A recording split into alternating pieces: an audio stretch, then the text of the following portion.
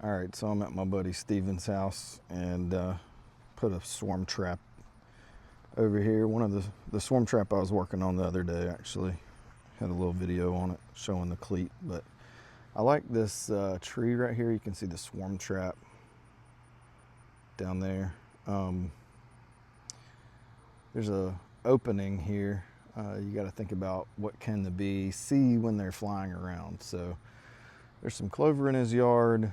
On the other side of this tree line is a power line right of way. This is a nice white oak tree, and you can see how I have the swarm trap up there attached with the little cleat that I was trying to show the other day. And so that's one point of contact that's holding on to the swarm trap.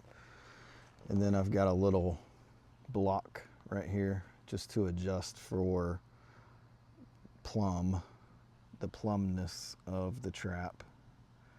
And then I have a ratchet strap around to help secure it as well. And this swarm trap's probably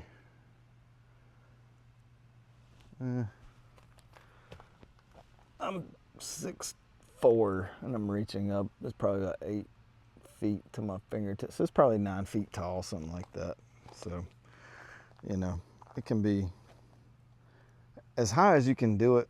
I had a 6-foot ladder that I borrowed from Steven to put that up, so that's where I put it. But I'll walk through the woods here and show you this power line right away. All right, I was mistaken. It's not a power line right of way, it's a gas line right of way, but same thing. Plenty of space, so this kind of acts like an alleyway for bees to be able to travel when they're in flight. There's a few things along this edge of these woods here that are also attractive to bees. Right now, I don't know if you can see, but there's some sourwood. Now the sourwood here is pretty much finished blooming. There's a little bit there. I don't see any bees on it right now, but there were some a week or so ago. There's some sourwood down there as well. So, I mean, there's sourwood around here, but really the next thing is going to be this goldenrod that pops up through here. And this goes for miles that way and miles that way. So, good little attractant to hopefully pull in some bees. And then where that tree is down right there, going through the woods back to where the swarm trap is, I think is close enough to be attractive. Ideally, I would like to have a place along this right of way to be able to put up a trap, and I could probably trim out some branches or something and put a trap on like this tree right here. But it's kind of tucked in the forest edge right here, the edge of the tree line, so it's not quite as visible. I also thought about putting a swarm trap on that dead tree, but decided to go in a different direction. So you can see from this swarm trap here, kind of out through that clearing, there's some sourwood right there as well, by the way. That still looks like it's blooming pretty good. There may be bees on that, not sure. It's a little grown up over there, and I've got shorts and flip-flops on right now and don't want to get eat up by chiggers too bad.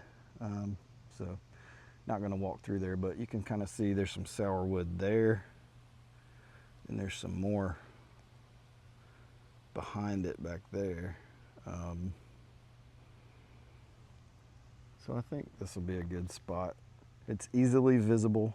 It's on a specimen that is easily seen by the bees with the gray bark of the white oak. So as they're flying around this tree line here and this tree line over here, trying to go back and forth. I don't know if there's any hives around. I used to have a hive here, but the bees either died out or absconded, not sure. But there are bees here for sure, so should be able to catch a swarm at some point. Maybe not this summer. It may be too late, but that's okay. We'll get them eventually. So one thing you want to look for is this right here. If you see these, you can catch a swarm.